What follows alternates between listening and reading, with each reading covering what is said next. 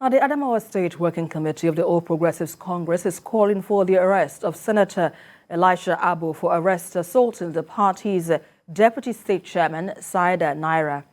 The APC spokesperson says that Mr. Naira was physically attacked, stabbed and beaten by a group of thugs allegedly sponsored by Senator Abo. Denying the allegations, Senator Abo's media aide, Michael Bolgent, said his principal couldn't descend low to attack people over political differences. He added that Senator Abo would never go after anyone because of politics. Of a very ugly and inhuman incident where the acting state deputy chairman, Elisha Abo of our great party, was brutally attacked, beaten and stabbed with knife on Friday night during a stakeholders meeting in Mubi. In view of the foregoing, we strongly and totally condemn the inhuman action of the senator and his sponsored thugs, and hereby call on relevant security agencies to arrest and prosecute the culprits for kidnapping, attempted murder, and assault. Meanwhile, we wish Elisha Abo, who is currently receiving medical attention in Abuja, a very quick recovery. Well, let's go to Ogun State now, where the Inter-Party Advisory Council has declared support for the state governor, Dapo Abiodun, in order to achieve his second-term ambition. Chairman of the council, Samson Okusanya, said that Governor Abiodun's first term has brought about tremendous development through implementation of the people's-oriented projects.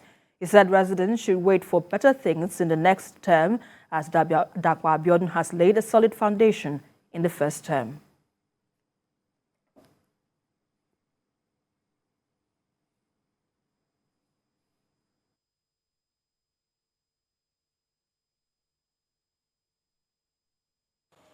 The available record set by the Prince Dapo Abiodun-led administration is a mind settler that reassures the voting people that the votes they cast in 1,095 days ago are not a waste. Having come to the conclusion, the Inter-Party Advisory Council agreed and believed in the continuity of Governor Dapo Abiodun. And now the People's Democratic Party in Ogun State has formed an alliance with 9 other political parties in order to unseat the governor, Dapo Abiodun, who is the candidate of the All Progressives Congress in the March 11th elections. Well, after the victory of the APC in the state during the presidential and National Assembly elections, the PDP leadership decided to get more support from other political parties in order to overpower the ruling party in the state. While addressing party supporters and members of other 9 political parties who have formed the alliance, the governorship candidate of the PDP, Ladi Adebutu, said the move became imperative following the outcome of last Saturday's elections. I can assure you the first duties we had was to critically look inwards, and we were able to do that on Monday, and we are certain we have done internal assessment and internal restructuring, and where we failed, we know. Where the system failed us, we know. And all these are properly addressed, and we're ready to go. One thing is sure, and it's sacrosanct, that IPAC cannot adopt any candidate according to the constitution of IPAC. You can only adopt candidates through one group or the other, because that is how it happened at the national level. So we have coalition of registered political parties in Ogun State. Now, President Muhammadu Buhari will attend the 5th United Nations Conference on the Least Developed Countries in Doha, the capital city of Qatar. This follows an invitation by the Emir of Qatar, His Highness Sheikh Tamim bin Hamad Al Thani. The conference, which is from the 5th to the 9th of March, under the theme From Potential to Prosperity, holds once in a decade and provides an opportunity to garner the support of the international community for accelerating sustainable development in the LDCs, as well as assist them make progress towards achieving prosperity. In Doha, President Buhari will reinforce Nigeria's commitment to support the most vulnerable countries to meet their development challenges, highlighting areas through which the Nigerian government has provided them with various forms of assistance over time.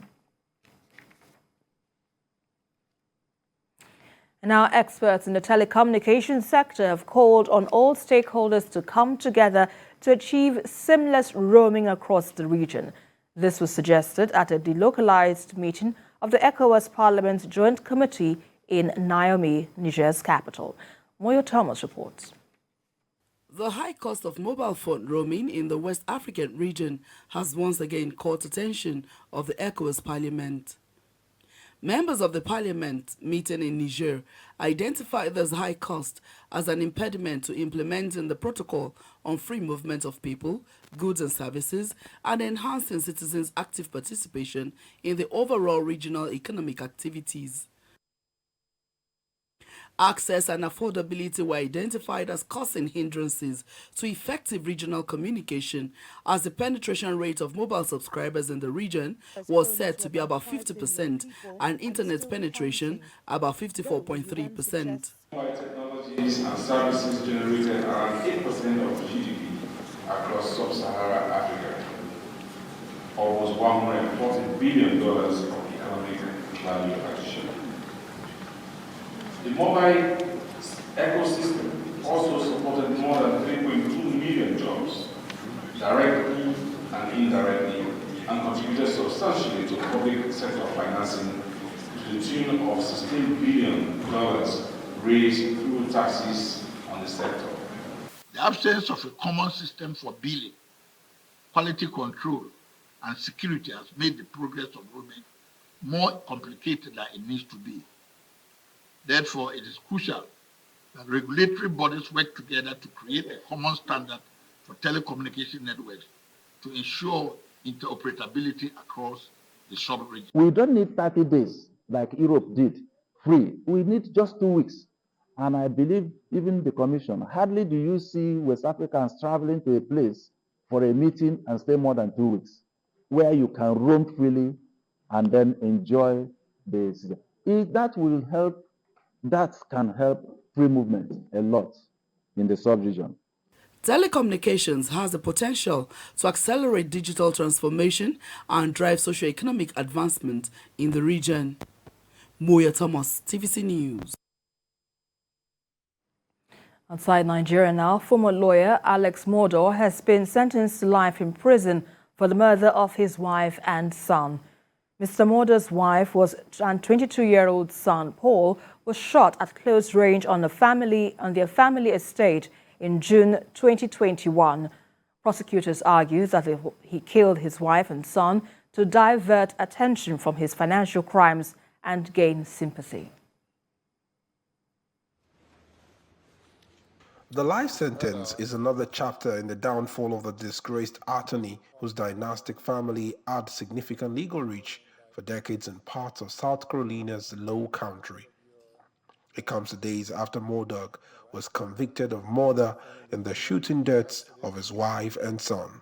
The Colleton County jury deliberated for less than 3 hours on Thursday before finding Murdaugh guilty of killing his 22-year-old son Paul with a shotgun and his 52-year-old wife Maggie with a rifle on the 7th of June 2021. Judge Clifton Newman, before handing down 2 consecutive life sentences, reminded Murdaugh of his astonishing fall from grace. The judge added he had to have a portrait of Murdaugh's grandfather removed from the courtroom to ensure a fair trial. First few days of jury selection and the remainder receiving testimony, an overwhelming amount of testimony and evidence that was presented to the jury for the jury's consideration. As I indicated to the jury during the jury charge, or the charge on the law, that this was a matter solely for the jury to determine. The court found at the end of the state's case that there's sufficient evidence to find the defendant guilty if the evidence was believed by the jury. Likewise, at the end of the defense's case, when the motion was renewed, the court found that the evidence was sufficient for the jury to find the defendant guilty. The jury has now considered the evidence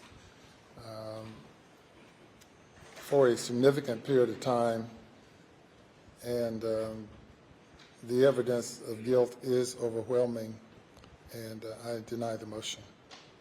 Mr. Murdaugh's wife, Maggie, and son, Paul, were found fatally shot on the family's Islandton property on the 7th of June 2021.